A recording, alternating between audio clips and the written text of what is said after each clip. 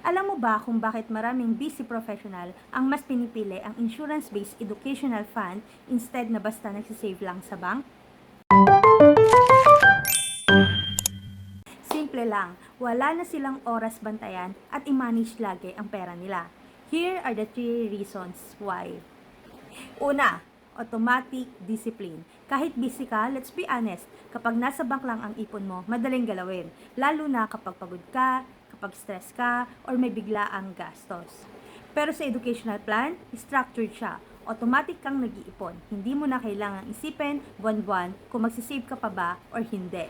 Pangalawa, guaranteed ito and no monitoring needed. Busy professionals want predictable results. May target amount kang makukuha when your child enters college. Kahit pa magtaas ng tuitions, hindi mo na kailangan bantayan ng market or mag-compute palagi.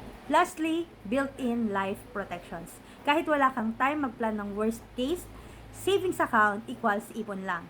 Walang safety net, pero kapag insurance-based educational fund, kung may mangyari sa parents, tuloy pa rin ang plano. Hindi titigil ang pag-aaral ng anak mo kahit wala ka na. Kaya kung busy professional ka, walang time mag-manage ng pera everyday, mas okay yung systems na automatic na nag-iipon.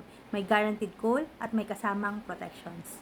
Hindi mo to kailangan bantayan palagi Ang mahalaga, tuloy-tuloy ang future ng anak mo kahit busy ang buhay mo ngayon.